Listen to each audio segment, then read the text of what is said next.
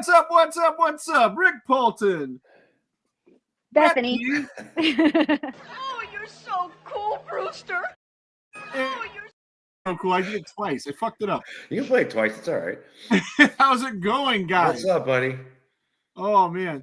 Today is crazy. So, like, our whole shit. show got, like, thrown for a loop.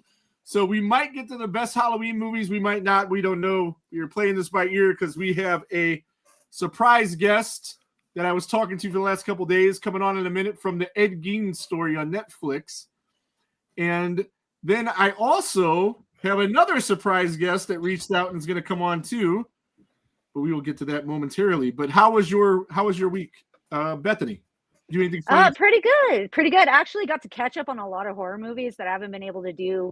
Preparing for tonight's show, that's probably well, yeah. So I did some for tonight's show, and then I got to catch up on some other movies that everyone else got to see that I haven't seen yet. So we started doing that and just playing catch up on movies, taking a little break, breather. It was nice. What's the best thing you've seen out of the oh my gosh! Ever for the Halloween. Right on. All right, let's see. We got Megan in the house, Josh in the house, just Bart, and then we got Jay Crimson, the guy that was our guest on our most popular show we ever did. For somehow Jay Crimson's show did like 10,000 views. But he's got a new movie coming out called Jay, what help me out. Lilith something. Oh, it looks really cool though. He it's awesome. He'll post the name of it in a minute, I'm sure. Something Lilith something. Damn it. But awesome. Thanks for joining, guys. Bruce, are you doing anything fun and exciting? No, I spent all week trying to catch up on the group chat that we were all in. All right. Because Rick keeps changing things on us last minute. As B over there will tell you, we were all prepared for this, and Rick threw something our way last minute because he's and kind he of froze. He's frozen. You froze. Yeah, you froze. That's it, man. Live TV, man. Anything can happen. Live TV. That's why I told you from the beginning. Like, we're always going to have a subject, but at the last second, it can get. It's fine. If we get guests, then we did. Okay, this is new for me though. I was just coming back from something I had to do. I had like 30 minutes to get ready for the show. I opened the messenger and I'm like, oh crap, I'm not ready. I'm gonna have to quit one of my jobs. Right on. Yeah, it happens. If we get to the Halloween stuff, awesome, which we're going to try to. What's the story in Halloween Aftermath? Possible discussion, Jay says. I don't know, but we're going to try to get to those Halloween movies later. Kylie, rather. Hey, Kylie's here. I just talked to her and Cass a couple days ago. Why is my mouse is upside down? That's why it's going the wrong way.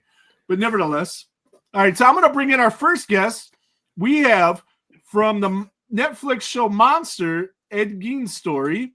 We have Richard Halpern, who plays Jim Siedow, a.k.a. the cook, a.k.a. Dreyton Sawyer in the new #1 show on Netflix. How's it going, brother?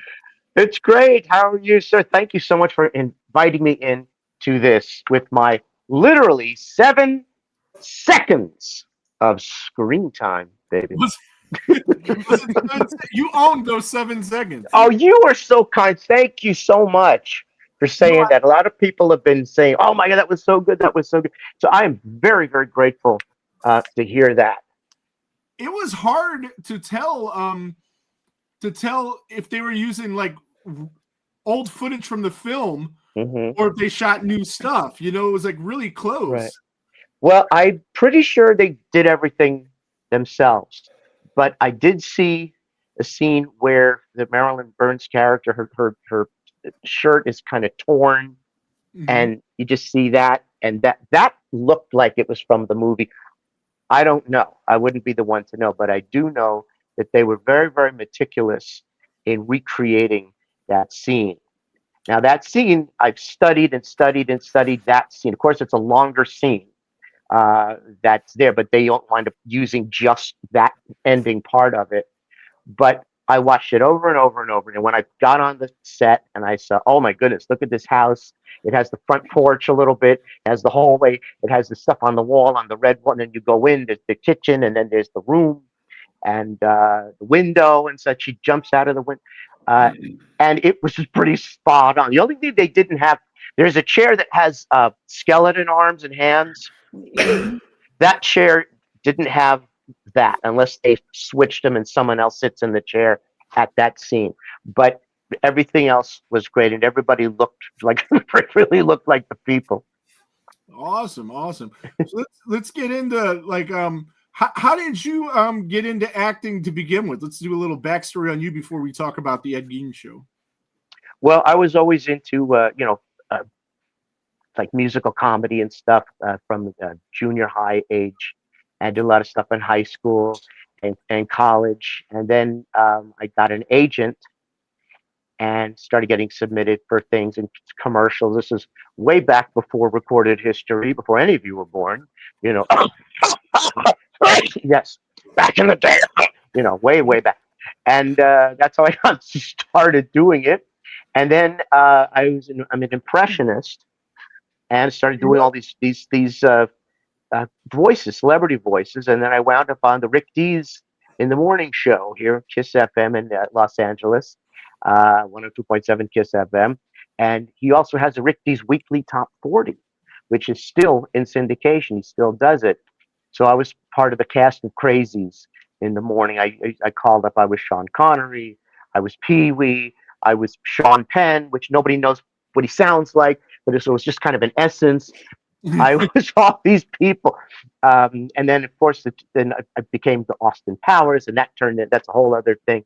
But that's how I kind of got into it. And then I did extra work for a long time, for a couple of years. I did that, and then just started booking things, and I've done some cool things, some things that, the last commercial I did was right before COVID.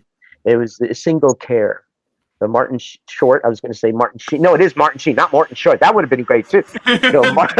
Martin, he would have said, "Oh, this is larceny. Paprika." No, but it was Martin Sheen who said, "This is larceny," and it's the expensive price of drugs. And I go, "Are you talking about the Single Care app?" So that was me. So if you remember that, that was me. Are you talking about the Single Care app? So yeah, that kind of stuff. You were in Repossessed, weren't you? You were a student in that movie? Yeah, that is a really, really strange story. Repossessed, of course, a spoof on The Exorcist that they did. No one shows it ever. I mean, you got to really look to see it, Yeah. But yeah, and it's a Linda Blair movie. It's Leslie Nielsen. I said it sounds like a Brewster movie. Oh, it's a great Leslie Nielsen and Leslie Nielsen, like Dudley Moore, was obsessed with this little rubber thing that he'd go around going. In elevate all day long. He was going with his little machine, wind machine. But what happened was I auditioned for that movie for a different role. There's a scene that kind of holds the whole movie together that they keep cutting back to. It's a classroom with two priests, Father May I and Father, I forget the other ones, Father May I and Father something else. And so they keep going back to that classroom. And there's one guy who keeps answering and driving everybody nuts. That's the part I auditioned for. And I guess I didn't get it because nobody said, they don't call you to say you didn't get it. The night before this shoot, it was a Friday night, I get a call at nighttime, and it's the producer or the director, and says, "Listen, we want to hire you for tomorrow as a principal actor. We're going to pay you day rate because Willie Garson, who you probably know from Sex and the City, several others, he passed away sadly not too long ago. He got that part, and apparently he had the flu, 102 fever, and he said, I can do it. Don't worry." They weren't so sure. They hired me as a backup. So I go in there and I'm not saying anything. So I said, "Can I say something?" Because the people think, "Oh, I'm just background, because you're paying me to talk." So they gave me, "Here, Father," in the roll call. And I think it was dubbed after I saw it. It was like, "Here, Father," there's somebody else. But and then I spoke to Linda Blair, who's she's this big and she's this big, very nice lady. And I told her, I said, "You're a really good sport, to be doing this." And, she was very, very sweet. Everybody there was nice. It's as long as I can remember, So Linda Blair was in the Exorcist spoof? Yeah. Yes, she was part of that. she was like the main thing of that movie. They couldn't have done it without her. It was a They couldn't- comedic sequel to Exorcist, essentially. Well, Nice. yeah, it was and then they couldn't have done it the way it was without her. No. So she did it, and like I said, she was being a real good sport to do it because it's a spoof and it's this, and she, I'm glad she did it because it really made that movie. Hell yeah. So, did you grow up a fan of the horror genre? I like monster movies, like mostly Universal movies, like Dracula, the Wolfman, and Big fan. Myself. Frankenstein, that kind of stuff, and Dark Shadows. When I was a little kid, we were watching Dark Shadows. My sister is a generation above me. She was the one who ran home from school to watch Dark Shadows. I kind of watched a little bit. I was bored. I said, "There's too much talking. I want to see vampires. I want to see biting and stuff." But I did see the movie House of Dark Shadows, which was really good. I used to play that, and I used lamb sauce for the blood. We found a steak, and I made a coffin out of a cardboard box, and I found this metal rod that was my cane, and all. So Dark Shadows. Which years later, I wound up becoming the MC of most of the Dark Shadows festivals. So I know most of the people, and we even did the Dark Shadows Christmas Carol, which is on YouTube. You can type that in, and there's two versions. Pick the long one because that's got the Q&A. But yeah, as a kid, I liked that kind of stuff. The Mummy, and but nothing like outrageously horrific. I like Godzilla, Baby Godzilla, that whole thing. So that's what I liked as a kid. Yes. Awesome. So real quick, our next guest just popped in. We have the one, the only, Grandpa Sawyer, John Dugan. How's it going, brother? That's great. Hey, John, how you doing? About half. John is the coolest. John was on before. We did a show with him and Alan Danziger a long time ago. It was one of our first shows. That guy's a fucking asshole, man. Oh, He's a ducking asshole. Let me tell you, we're gonna be getting together in like 10 days, and well, we were doing a thing at the original house. Was a restaurant called Hooper's now. Yeah, the original house. In Kingsland, Texas. We'll be there 24th, 25th, and 26th. Awesome. See, Richard was saying they recreated that. There's my shameless plug for next week. Yeah, for sure. Absolutely. Let me see if we look better this way. Does this look better? What do you guys think? I think we keep you out of it. We'll be okay. Yeah. oh, okay. This guy. Excuse me. Give me a few seconds. Oh, it's all good. So Richard, how did you hear about this part for this Ed Gein show?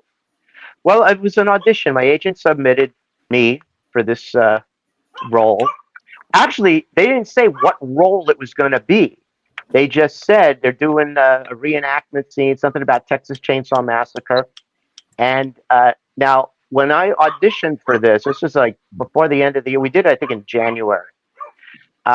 Most of the auditions were self-tape by that time because all of the studios, all the casting offices had closed down because of the COVID, and to open them again was this big financial thing. So everybody say, send a tape. Well, they started offering, do you want to send a tape or do you want to do Zoom?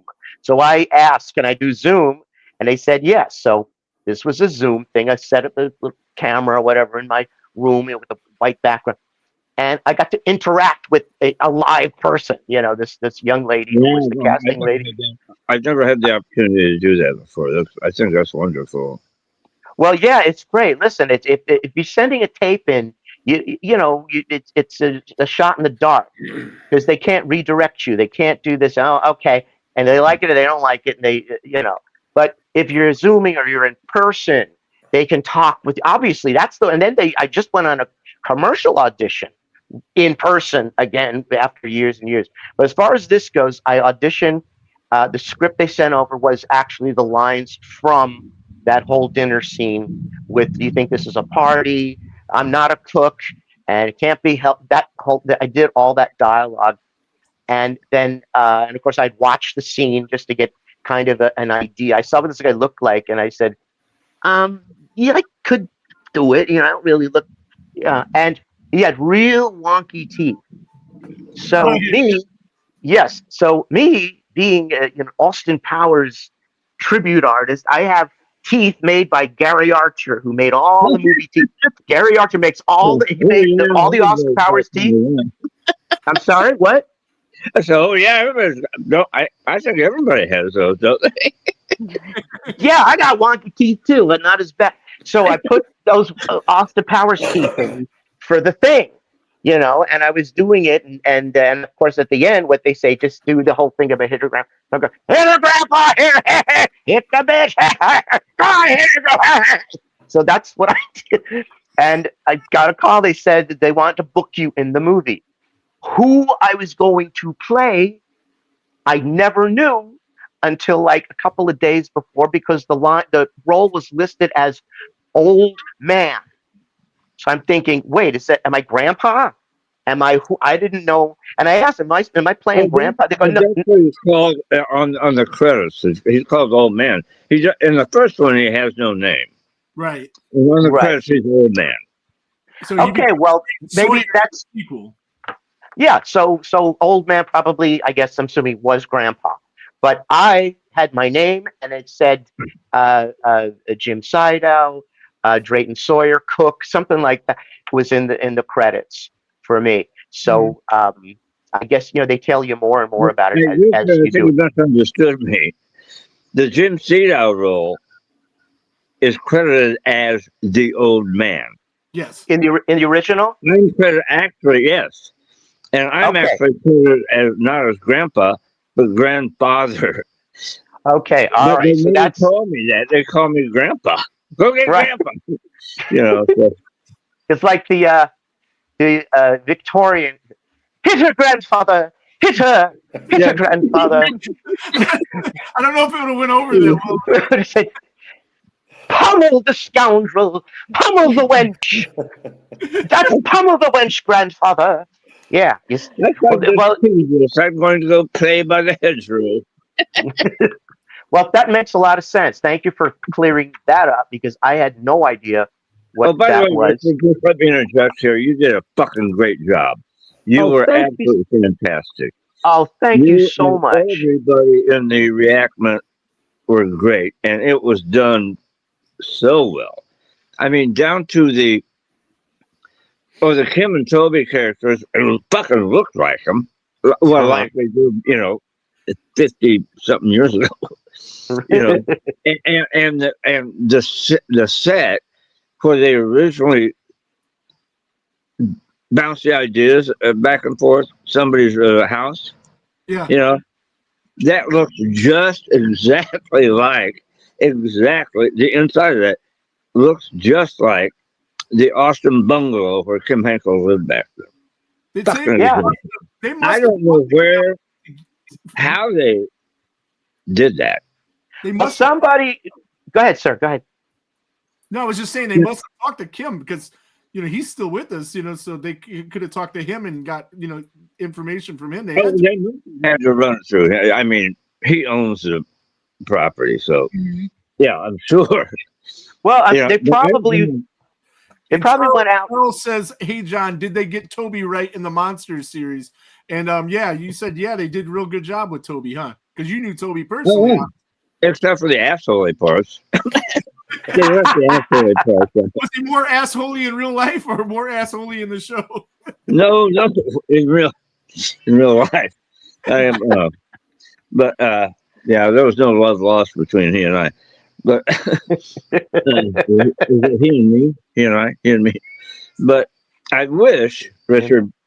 Yes, sir. They would have put as much effort and time into research on Ed Gein as they did with the fucking Texas Chain Saw Massacre. Yeah.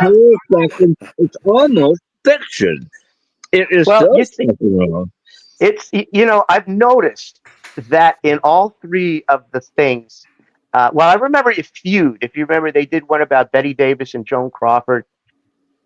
Most of that was fake. They would never have spoken to each other that way. Mhm. And so this, you know, I think that this is just a first impression that they like to kind of, you know, romanticize. That's the wrong word for this. I'm sorry to use that. They like to embellish. Yeah, they like to embellish. Yeah, because yeah, because you know, I'm not an expert on that film, but I joined all the Texas Chainsaw Massacre groups on And that's how I Facebook. found you. I'm in all of those. Yes, I know. And I'm like, And oh, I got to get this guy on. and you know, as people said, oh, Ed Gein never ran around with a chainsaw, or you never know that he and he killed one person, maybe two. He was a grave robber and a fucking necrophiliac and an arts and crafts enthusiast. Yeah, Arts and crafts, yeah. Arts and crafts. Wow. The way he got caught is he caught the local tavern owner. He killed her over a fucking cigar box full of. He didn't need that money. I don't think. I don't know. He's nuts. But and he probably killed his brother. Yeah, but it looks like it. So. Maybe another woman, but they're not sure. But he never fucked a woman in his life. Particularly Charlie Hunnam fucks that. Particularly a woman like that. You know, Jesus fucking Christ. He may have. Who knows? He may have fucked his mother, but you know. And there's the problem. The man had a real fucking issue, mommy issues, you know. Yeah. And you know, I'm going to have to go here in a second. I wanted to pop on. I really wanted to meet you, Richard. And you know, thank you. Likewise. But I want to address something. Okay. I am in the original fucking Chainsaw Massacre. And this shit happens to me. You know, I'm very much alive and still a working actor. Nobody called me to reprise my motherfucking role, okay? And this is not the first time. You think that's funny? You could have you had the record for the long time in between playing a character, and then Nick Castle broke your record. You could have gotten it back by playing the character again in the show. But hey, I had it for years. But I've had it since 2013. Yeah. But where was I? Oh! You were so saying this has been happening to me my entire post Chainsaw career. It's like I'm a fucking afterthought. And so Rob Zombie, for instance, has said publicly that he is heavily influenced by the original Texas Chainsaw Massacre. Oh yeah, and that it is his favorite film ever. And he never hired a single fucking one of us in any of his goddamn films. Oh man! Wow. Quentin Tarantino also said it is one of the very few perfect films in history. Yeah, well, you know, he's never called me, motherfucker. we're gonna have to reach out to him and do I sound bitter? We knew each other back in the South Bay in Redondo Beach. He used to live out in Redondo Beach. We were both on they did a Torrance Community Theater production of Brigadoon, and he was on the set crew or something. And my mom was in the chorus, and I was assistant director. So we kind of knew each other. And he remembered me 100 years later. I was doing something. He goes, "Oh, hey, Richard, are you still at the Moonlight Tango?" I was singing at this club that wasn't there for years. So I don't know. I mean, he hasn't hired me for anything like that. But you know, hey, if anybody gets to him, say, "Listen, do you know Richard Halpern?" Maybe that would work, or maybe he'll say, "Get away from me!" You know, who knows? You know him. You get in touch with him and say, I'm trying. Listen, we got these people from these. I'm the elder one. You take care of me, Daddy. You got it, man. You got it. Listen, I've been there. You have to go. I have food on the stove. My wife's getting ready to come home, and I gotta act like a fucking human being. All right, Jack. Thanks a lot for popping in, buddy. I love you all. Thank you, John. Thank you, Thanks, man. Bye-bye. Really, this is very, very nice talking to you. Don't be a stranger. All right. You bet. Yeah. Hey, thanks, man. Thanks, everybody. Take it easy, Bye-bye. Jack. Thank you. Bye. So how Oh, that cool was is that? awesome. we had killed everybody. There we go. Oh no! There we Oh go. no! Oh man, Oh. how cool is that? We got the legend himself to come on for a second and talk to you. So Yeah, I just Rick, how much chapstick did that cost you, buddy? Oh, John's You- a friend, so I reached out to him and I said, "Hey, would you like to pop on?" I asked Terry McGinn as well because she wrote up a nice little thing. I tried to find it a couple minutes ago, but I couldn't find it. But she wrote up a nice little thing on her Facebook about how everything was so great and that. And I thought you'd want to hear that. But I reached out to her and I sent her the link as well. But she doesn't do a lot of the. She told me she would come on the show before, but she wouldn't do video for some reason. So for a last minute thing, it would probably be hard to get her. But I threw it out to her anyway, but it didn't work out. But I just thought you'd enjoy talking to John, so I had him come on for a minute so we can get back. Oh, to he was great. No, that's a wonderful thing. Oh, And he's John's cleared great. up. He's Hey, so- and it cleared up the whole thing about the old man and Oh. and so yeah, now I understand yeah. how it would work. So And that that's makes why sense. a lot of people think that Jim Siedow's character was the father of Leatherface and the hitchhiker, but he's really just their older brother. Right. He was credited as the old man, so everybody assumed he was the father. Oh, and then, of like course, the old Grandpa man, sure. was his dad. But no, that's not the case. He's their brother. But Yeah. oh wow. All right, let's see. We got a bunch of comments. Let's go back. Oh, let's hear this. Go ahead. So we got Muffin lives, and Beth is the coolest human ever. Oh, thank He doesn't you. drive home. Grizzly says, "Woo." Woo! Bill says, "Hey all." Let's Bill. see. We got. You're not going to post Tiki drooling over me, Rick? What the hell? Oh yeah. Okay. There you go. Oh, Brewster. Tiki's That's my cookie our bear. producer. He helps us out by making the graphics that we use in videos, like the video Ah. he made for the show tonight that got switched to maybe next week, but we'll see how that goes. And let's see, Charles Sherrod from the Dive Podcast. He says, "I know they embellished on Gein. They seem more interested in tying Psycho, Texas Chainsaw, and Silence of the Lambs more than telling the true story, but it was still a very innovative take on Gein." And I agree with that. They did. It was very highlighted. It'll be right in the middle of the story, and then bam, Texas Chainsaw Massacre clip. And then it'd Yeah. be right in the middle of Gein Story, and then bam, here's Silence of the Lambs, which it was really cool watching the different clips.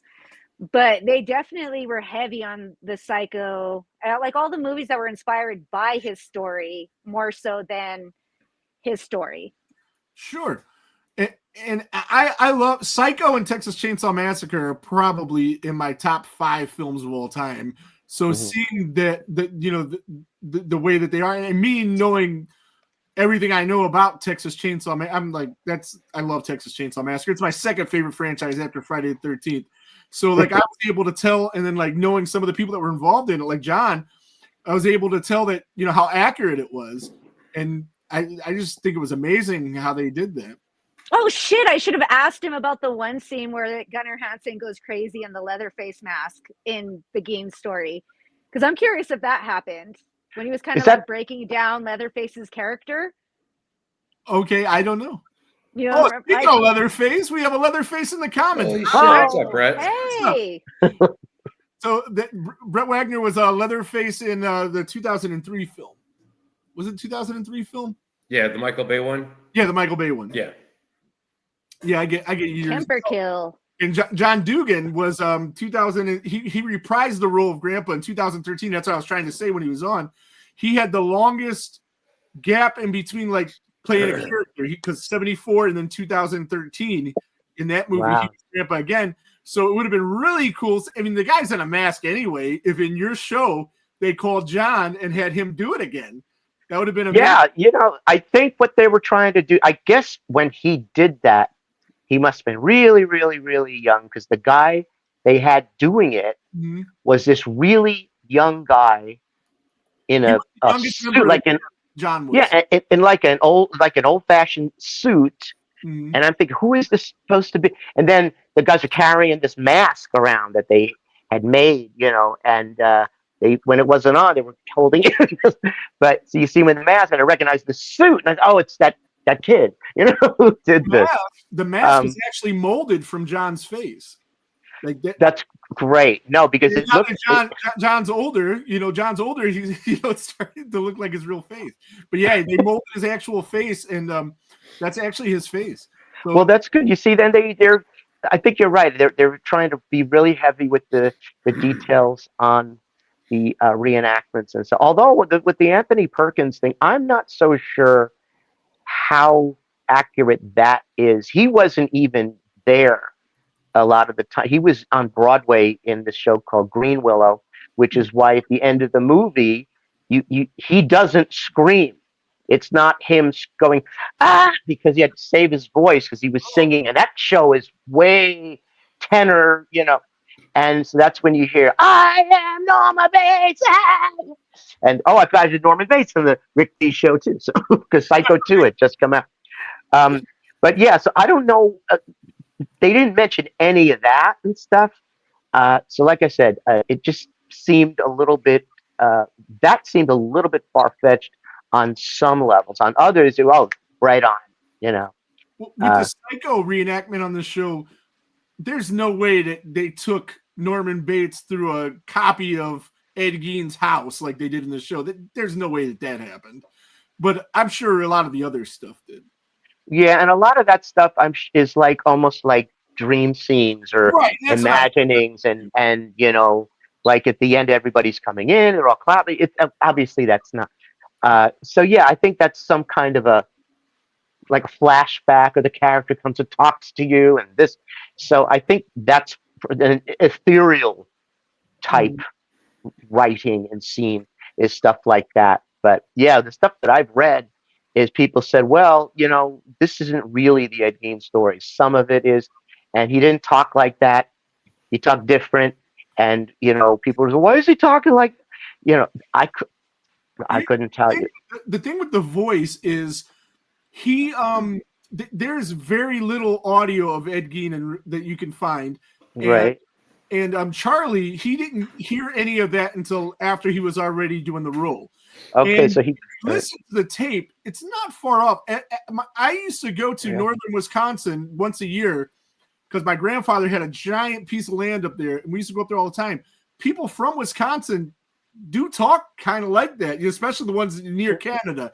I don't know where Plainfield is relative to the rest of Wisconsin, but if it's in northern Wisconsin where I used to go, people really did talk like that. That was I mean, the accent, yeah, but I'm talking about. Yeah, the really high, like.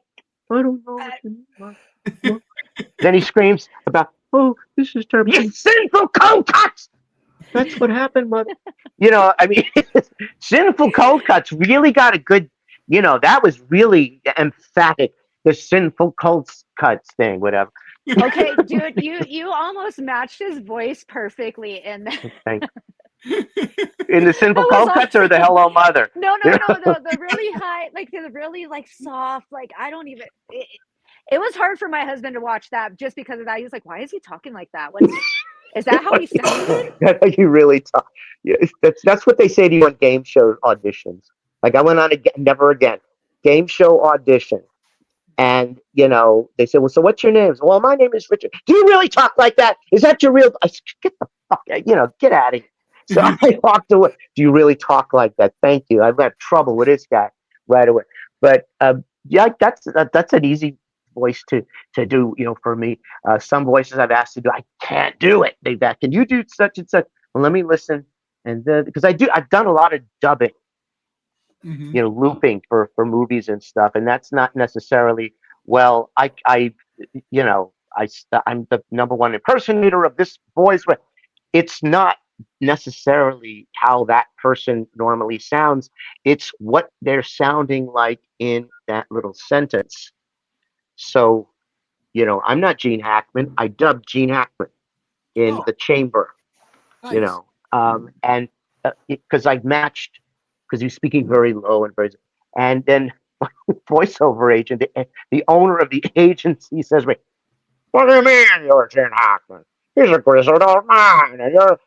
And the agent, she said, "Don't be scared when you see him. He looks like the delivery boy, but it's really him." This is years ago, obviously. But yeah, you're dubbing a specific word or speech and something like that. So yeah, if he decided to, how many people we have out there that we don't know how they sound, like Lincoln. Right. You know, Daniel Day-Lewis did Lincoln. You know, I was in a movie they haven't released it. We did this thing 100,000 years ago about Mary Pickford, Mhm. and they keep re-editing and re-editing. So I play Sam Goldwyn, the producer. Well, there's all of this footage of him, silent footage. I'm trying to do something where I can find him talking. Well, there was this clip. He was on some television show, an interview show in England in the 1950s, and they said, "So, what do you think about the bad television?" He says, about bad movies. He says, "If you want to see some bad movies, all you do is turn on the television." And this is how he talked, like this. So I figured, I'm in this movie very short. If I do it like this, everyone's gonna say, "Oh my God, he sounds funny," and what he's saying is very important. So I kind of took it down. Do you know what I did before I was this? I want to tell you something. You belong in. So I kind of brought it down a little bit. But Sam Goldwyn is very much up here like this, So, yeah. Let's see. Adam says Plainfield is in central Wisconsin. Okay. And Tiki says when he dies, he knows Brew is going to put his corpse in a rocking chair in his living room. Oh my I got God. it still out there waiting for you, buddy. Wow. Charles Sherman says Alfred and Anthony got along well. None of that Gein house stuff happened. I didn't think it. There's no way that they would have recreated Gein's house just to inspire this movie. But people forget or do not know that Norman Bates in the novel was a 40-something-year-old guy who was overweight and sleazy. Hitchcock tried to make him younger so that audience would not suspect him, and it worked out fantastically. And there was another thing. Oh yeah, Tiki said that he. Oh no, that's the wrong comment. Man has so much machismo. He's talking about me. He's talking about me. There was one where he said that they made here he shouldn't be so sexy. They ruined it about dude. It's really hard to make Charlie Hunnam not sexy. I mean, come on. Exactly. Like that.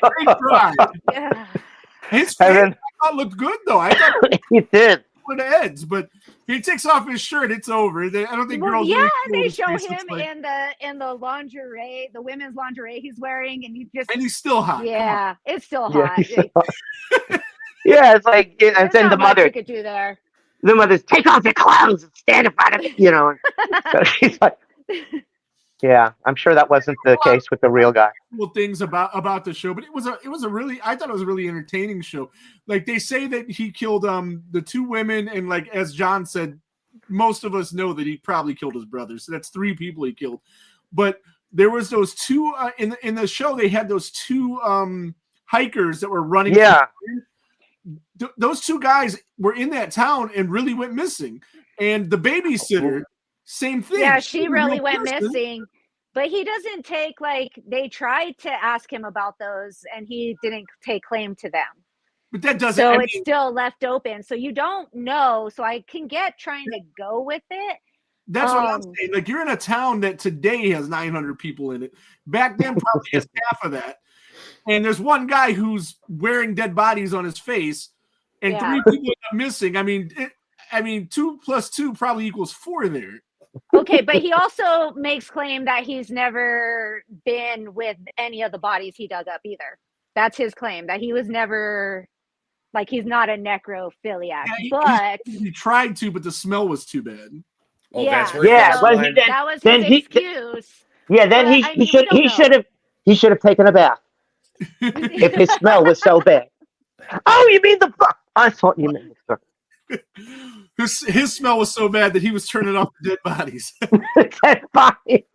They were getting up and running away. Oh man, no. So, but yeah, it was definitely very interesting. Were you very familiar with the Ed Gein story prior to getting this gig? I was aware of it, and I did know about the connection between those movies. I was aware of that. Mm-hmm. But I that's it really. I wasn't an expert on it. I just knew about it, and I knew about the connection. Well, and anything with dressing up as a woman, becoming your mom, instead of wearing a dress like his mother, he wore a suit like them. And of course, Silence of the Lambs, he's making a suit of a woman. And so, so that's right out of Ed Gein. So I knew that. But I did see when I did get there, I was interested. Well, I want to say they already shot this Tony Perkins things. I said, well, I want to see that, because I didn't know I had met him for real, and a great guy, very great. Anthony Perkins, yes, Okay. he was just and the best perspective on Hollywood that I've ever listened to. He had it down. His perspective on the way the business is, and everything, he knew what he was talking about and stuff. But as I say, I was aware of these things, but I was never an expert on it. But I did see the picture of Charlie Hunnam and the real one, and I said, "Oh my!" Because I'm not really sure what he looks like, and then I see, oh, this guy, he does look like the real guy. Yeah, they did a real good job with the makeup, I think, because they, even had the eye off to the side, like it, But they had the wrong eye. It was the other eye up his. What was that? I know what it was. They couldn't get the release signed by the other eye, so they had to use this eye and pay him less. But he said it's okay, so they got under the wire like that. You see, so there's this big lawsuit coming about the eyes. Right on. Awesome. So let's see. Do you guys have any other questions for Richard here? Did you get more than 7 seconds in Repossessed? Whatever you saw is what I got. That wasn't even 7 seconds. Whatever you saw is what I got. And the real guy at the end of his thing, they're so sick of him that I think it's Linda Blair, throws up all over him. Oh, they both He do. gets covered. Okay, good. So I know at the end they said, "Will you shut up?" And then blah, he gets thrown up. No, what you saw is what I had. I've had longer things as an extra. To Be or Not to Be, Mel Brooks, 1983. I'm one of the Jews in the basement trying to escape. So you'll see me more in that than you did in these other. I've actually never seen that movie. What, To Be or Not to Be? Not to Be, yeah. It's good. It was fun. I made a lot of friends on that. And, but again, that was done 500,000 years ago, 1980. But yeah, I've been in things. That wasn't that long ago. My gosh. Well, I feel it was because I was young and I had hair and I was 20, I looked 12, and it was like, what are you doing? But yeah, for me, it was a long time. But yeah, you should see it. It's a cute film, and it's actually a good comedy. But people kept comparing it to the original, which is this classic. And if you just take that out of the equation, it's a good movie. It's good, and you'll see me in there longer than you saw me in Ed Gein and Repossessed. Let's just check that out. But all right, so we're gonna go ahead and wrap this up, get you out of here. But let's see, we got this thing I want to show. We got this. So yes. On Sunday on Richard's page on Facebook, you can follow him, Richard Halpern, on Facebook. He is going to do a live from his page where he talks about his experience on the Ed Gein Story. Let's see, East Coast. That's where most of us are. 8 p.m. East Coast, 5 p.m. on the West Coast. And you guys can do math and figure out when you're, in the middle there. And yeah, check him out. Follow him on there. And yeah, thanks a lot for coming on, man. I hope you had a good time. We had a great time talking to you. I had a great time. This was wonderful. I really appreciate being asked.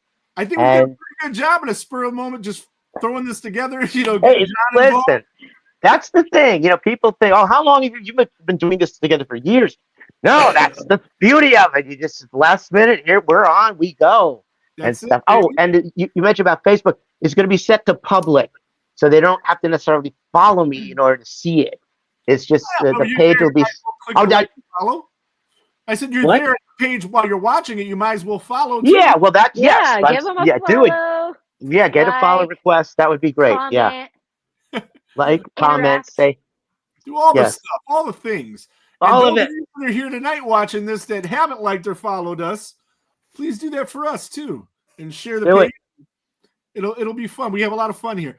But yeah, thanks a lot for coming on, Richard, and we'll talk to you later. Okay. Thank you, Rick. Thank you all so much. Take care. Thank you. Later, Awesome. All right. All righty then. So that was pretty fun. cool. That was fun. Yeah, it was cool because like he didn't even know that John was coming on. So and John's awesome. He's the coolest 80-year-old. Both of them were pretty awesome. Oh my gosh! Now I'm the motherfucker. That motherfucker. Oh, I'm always just gonna everything now. It's just gonna be like that motherfucker. Oh, I'll tell you guys right now. The fucked his mother's the promo for this week. Oh yeah, right on. See, like I said, John swears so much that you know when you're texting somebody and you write fuck and it autocorrects to duck. Yeah, he was writing duck and it autocorrected to fuck. That's how well, you. John is my new spirit animal now. Right. Text in the group and it's like. I thought he was saying where the fuck is the link, and he was saying the duck is the link. It was a question. It was dude, it auto-corrected the fuck, and I'm like, yeah, of course it did on you, man. But no, John's one of my all-time favorite guests on here. He was one of our first guests, and I always tell everybody when I send him the StreamYard link. I told Richard that too. I said, if you can't get in, I want you to keep in mind that one of our first guests. We're from the original Texas Chain Saw, and those guys are in their 80s, and they figured it out. If you can't, you got. Yeah, John's so fucking fun. If you haven't followed him on Facebook, guys, you need to. He's just so great. Love that dude.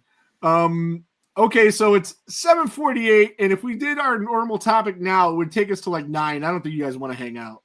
You want to just push that to next week, or yeah? I think so. It's Halloween subject. We got to give it their respect it's owed. Yeah, so we're gonna do the Halloween show next. Until Rick comes up with something else last minute. Yeah, right. And then we have to push it off. Halloween's over. We'll be doing it at Christmas time. You know, hopefully that's the case because that means we got people to come on. He's got a point. But you know, so you never Tiki made us a cool video for it. So now the video will get more airplay because I'll be able to use it to advertise for the next week. Tiki wants me to sing. Yeah, he wants you to sing. He wants you to sing. I forgot what was he saying about you singing? He wants. In the group chat. Yeah, I can't listen to the thing. Yeah, I have some videos somewhere. I gotta go find. Let me see if there's any comments. I see. Josh says we should come to Days of the Dead in Chicago next month. I am not financially able to do that, but I do want you to get me Tim Merkovic's signature if you can work that out for me. He's one of the very few Jasons that I need. Speaking of Jasons, I got this. Got the new Jason Universe Funko. I got Jason my hoodie for you, Rick. Nice. So I have to get Skylar White, who said he was going to come on the show, but then never did. He's the Jason in the new short Sweet Revenge, and he's also from the Cleveland area. So I got to get him to sign this and add him to the. See if you could see him up there. There's like 30 Funkos up there that are all signed by different Jasons. So I'm gonna get many Jasons. Oh, I have almost all of them, but I need Tim Merkovich is the only kid Jason I need. I have the other 3 or 4, however many there are. I need Richard Brooker, but he's passed away, and everybody wants to charge your firstborn son, which I'm willing to pay if somebody will take it. I got 3 other sons, it's all good. 2 or 3, however many there are. There's enough of them where I can give up one of them to get the Richard Brooker. But yeah, just an 8x10 they want to charge like $800. Speaking of that, see, Muffy says Doc, but yeah, the doctor is in. He was in a while ago, but I didn't get to it. But I don't know, maybe he's still here. All right, so Doc, are you still here? I have every main Jason except for Brooker, and then I have anybody that was even in one like scene. I need like 3, and 2 of them just started doing cons. Jerry Wallace and Tim Merkovich. So, and both of those are going to be at cons shortly. One of which, what's the name of that con? It's in Gettysburg usually, and sometimes it's in Scranton, PA. But John Dugan's going to be there doing in costume photo ops with some other Texas Chain Saw people. I can't remember the name of it. I've been there before. It's a cool con. Muffy's ghost. No, Muffy doesn't have a ghost because Muffy lives. Right on. Oh yeah, and there's so many people in the comments I didn't get to it, but I don't know if you've seen, but Ace Frehley passed away today. Yeah. So, Yeah, I didn't have time to really. I didn't want to talk about that during the interview. Like, hey, I don't want to bring you down until you Right. like Kiss and Ace Frehley's gone. But yeah. So anything else you guys wanted to talk about before we get the hell out of here? Yeah, we got that. I'm sorry, B. Go ahead. Did you want to? No, I got nothing. Oh, okay. Yeah, no. You're good. You're good. That Black Phone 2 comes out this weekend, doesn't it? Yeah, I was gonna go at 2 to see it, but then all of this started to happen, with the talking to John and talking to Richard and getting this all going. So I had to get here and get stuff ready. So I didn't go to see it too. Plus Tiki wants to go see it, so I'm gonna go see it with him. And Muffy says to kiss her butt, Doc, her big fuzzy butt. Oh man, yeah. So we had a Leatherface in the comments. We had Grandpa on the show. We had. What are your thoughts on Library of Terror? Oh, dude, it was amazing. Did we talk about it? We didn't talk about it. No, I haven't really talked to you since last Thursday. We did that pre-recorded episode in the second show. Chat. Oh, dude, I thought that was a great. Was a Brian Salco, who was on the show before. He did a haunted house at the library in Avon. Very professional, man. Somebody needs to give those guys money and let them get their own haunted house. I mean, the costumes were amazing. The sets were perfect. I mean, it was like top notch. And I'm here to tell you, I did not pay anyone. I did not pay anyone to fill out that comment card. I swear, I have no idea what the fuck that was. I was out at a party Saturday night. I got a text from Brian saying, "Who the fuck did you pay to do this?" I had nothing to do with it. I think it was Tiki. I think he's doing one of those covert acts. Tiki go? I'm thinking so. That's the only person I can think of who would put that on a comment card. I know you got fans, buddy. You got fans everywhere. So, oh man.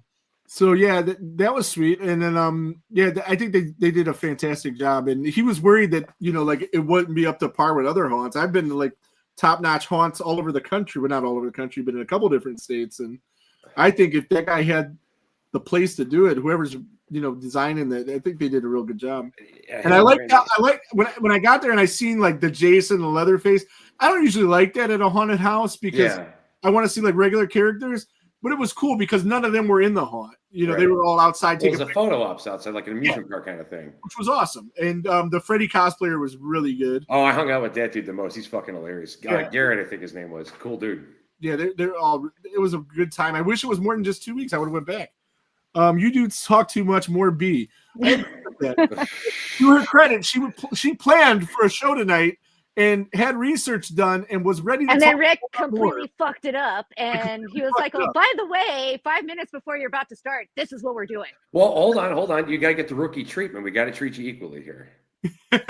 What did that happen to you too on your first shows? Yeah, I think it did. I think it did. You were supposed to do something, and we just had a guest pop on at the last second. Pretty much. It was supposed to get to know the third guy thing. You guys like basically fuck him. This is Brewster. Here we go. Oh, you know what? I remember watching that episode. Yeah. Bunch of dicks. It happens. I think as far as you got was you saying that you thought the whole "You're so cool, Brewster." You thought that was his name. Oh yeah. Like it was his actual That's name. So cool. That's so cool. It's so cool. Yeah. I thought it was Testicle. That's so cool. We live in Cleveland, Ohio. You have so many Eastern European people, so I thought he was like some kind of like Slovak or something. It sounds like a Slovak name. Testicle. I'm like, cool. Yeah, right on. That's it works. Cool. And then that's how, and it hit me like right on air. I'm like, oh my God, it's a reference. I remember that. We talked about that. but yeah, you look a lot better on the show tonight, Bethany. Like sitting closer to the camera. Yeah, I used my computer instead of my iPad, so much better. so much better. So next show will be even better. We already have research done. We could take a week off because we don't have to do too much prep for next week. And next week we will be doing the top Halloween movies and not movies with Michael Myers. So Michael Myers instead movie because I just fear that it would just coast to the end and it would be a waste of time. You know what sucks though is that there are so many good Halloween movies. This one's hard. And then they're also good. Thinking of like the Crow. Crow's so like, and then I rewatched Ernest Scared Stupid. Not as good as I remember when I was a kid. No, it is. You just have to watch it again. Man, I will. You didn't watch it right. I paid for it, so I guess I will watch it again. But Nightmare on Elm Street, speaking of which, I got the new 4K thing. Oh, That showed up on all these Halloween lists. That movie doesn't take But place. it doesn't take place around Halloween. Oh, I didn't think so. I do know that it's supposed to take place in Cleveland, Ohio, and there's palm trees everywhere. Ginger Snaps has Halloween in it. Yeah, that was on a lot of lists. So But make your own lists. I got my list. It was hard though. It's It's very hard. hard. And that's why and I'm sure some of us will have similar ones. So if you have more than 5, that'll work out because if somebody already said one, you'll just pivot to one of the other ones. What about Scary Movie? Because the thing in there is I know what you did last Halloween. If Halloween is part of the central plot, Halloween Town, somebody said that works. You'll see, and then you have to add all the kids' movies in. But how can you do the like family-friendly movies mixed with the not so family-friendly? That's what makes it fun.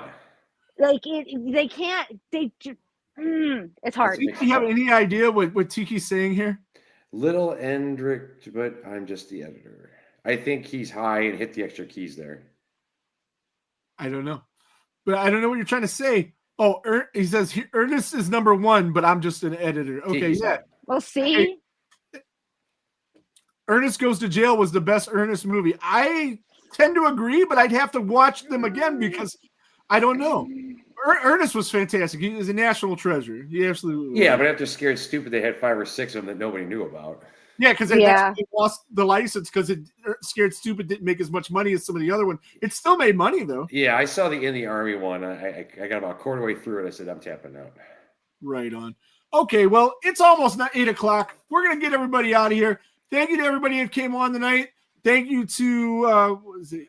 T says MF. I don't know. Motherfucker. I'm your motherfucker, I guess. But thank you to everybody that came on tonight. Thanks to John Dugan. Thanks to Richard Halpern from the Ed Gein Show. Thanks to you two and for playing along and working this thing on the fly. I think we did a good job. Barry Horowitz. I think so. We did great. Yeah. So anybody else got anything you want to add before I hit this in stream button? Stay cool, freaky frighteners. Right on. Bye, guys. Oh shit. There goes the neighborhood. There goes the neighborhood. There goes the neighborhood.